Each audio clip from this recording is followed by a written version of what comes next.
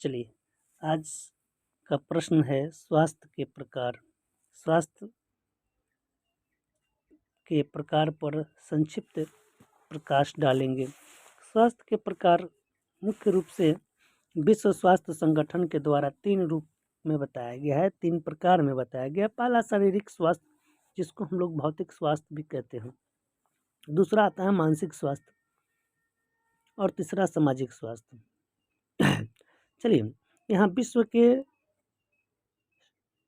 स्वास्थ्य संगठन के अनुसार इनके 3 प्रकार हैं, जिसमें सबसे पहला शारीरिक स्वास्थ्य और भौतिक स्वास्थ्य है। उनके बारे में बात कर लेते हैं, थोड़ा प्रकाश डालते हैं। शारीरिक या भौतिक स्वास्थ्य को समझना सबसे आसान है। इसमें होता क्या है कि हमारा शरीर जो है अनेक अंगों से मिलकर बना हुआ है, अनेक तंतुओं का मिलकर बना हुआ है। तो सभी अंग, सभी तंतु परस्पर एक दूसरे से सामंजस्य बैठा करके जब अपने कार्य को सुचारू रूप से संचालित करते हैं, तो हम उसको शारीरिक स्वास्थ्य या भौतिक स्वास्थ्य कहते हैं। इसमें हमारे शरीर का साफ सुथरा त्वचा, चमकता हुआ बाल, चमकदार दांतें, भूख लगना, संतुलित और सुगठित शरीर, मलाशय मूत्राशय का नियमित रूप से कार्य करना, ज्ञानेंद्रियों का सही कार्य करना, ये हुआ शारीरिक और भौतिक स्वास्थ्य। दूसरा आता है मानसिक स्वास्थ्य। मानसिक स्वास्थ्य का अर्थ है मनुष्य का बाहरी दुनिया से सही तालमेल, अर्थात परिस्थिति और स्थिति दोनों के हिसाब से मनुष्य अपने आसपास में तालमेल बिठा के रखें, अपने आसपास के लोगों तथा वातावरण के साथ सामंजस्य स्थापित कर सके, तो इसको कहते हैं हम लोग मानसिक स्वास्थ्य। अर्थात उसके मन पे किसी प्रकार का अनियंत्रित बोझ न हो, या फिर वो किसी तनाव में न हो, वो फ्री माइंडेड हो, तो उसको हम लोग मानसिक स्वास्थ्य कहते हैं। तीसरा आता है सामाजिक स्वास्थ्य।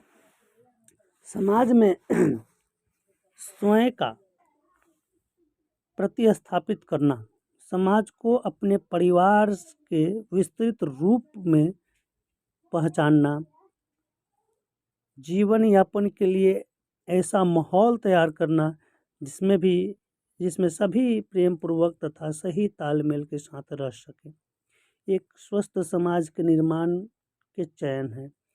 सामाजिक स्वास्थ्य में मनुष्य अपने तथा अपने परिवार के सुख सुविधाओं को जुटाकर शांतिपूर्वक वातावरण में रहता है तथा अन्य के लिए भी ऐसे ही वातावरण की अपेक्षा करता है या ऐसे ही वातावरण तैयार करता है, तो हम लोग उसको कहते हैं कि वो सामाजिक स्वास्थ्य है।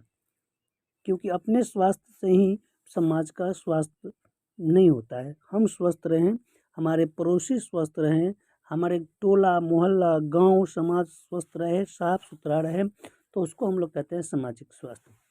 अब चलिए, इन 3 प्रमुख कारणों के अतिरिक्त कुछ और भी पहलू तथा दिशा में शामिल किए गए हैं स्वास्थ्य के दिशा में।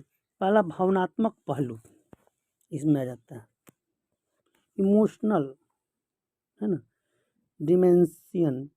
इस पहलू को मानसिक स्वास्थ्य के साथ समाहित किया जाता है, लेकिन समय के साथ इसमें अंत अनुभव किया गया है।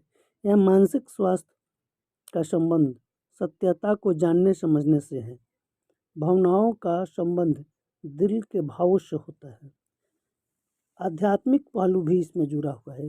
यह माना जाता है कि अध्यात्म मानसिक शक्ति देता है तथा मानसिक शांति भी देता है।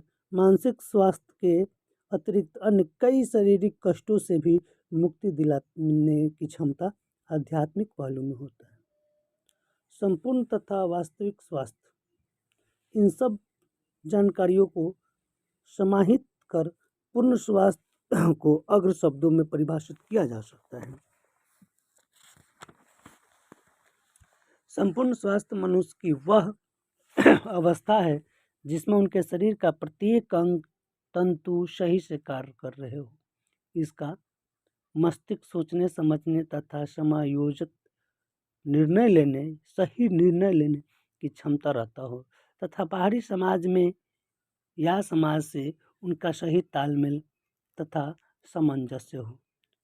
वैज्ञानिकों का मानना है कि जबकि वातावरण में संपूर्ण स्वास्थ्य एक मिथ्या है जिसे पाना मनुष्य के लिए नामुमकिन है।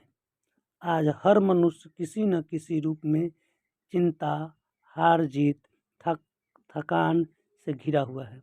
अर्थात वास्तविक जीवन व्यक्ति वही है जो परिस्थितियों के अनुरूप स्वयं को ढाल लेने की क्षमता रखता है तथा हर परिस्थिति में अपना व्यक्तित्व कायम रखता है। वही असली स्वास्थ्य है। आज के लिए स्वास्थ्य को यहीं तक समाप्त करते हैं, फिर अगले टॉपिक में बात करेंगे। तब तक के लिए जय हिंद। अगले वीडियो में हम लोग देखेंगे कि स्वास्थ्य को प्रभावित करने वाले कौन कौन से कारक हैं, यानी किन किन कारणों से आपका स्वास्थ्य प्रभावित होता है, आप बीमार पड़ते हैं, आपका सामाजिक स्तर खराब होता है और इनको सुधारने का और कौन कौन से उपाय हैं, किन किन विधियों से हम इनमें सुधार ला सकते हैं। तब तक के लिए इंतज़ार करें।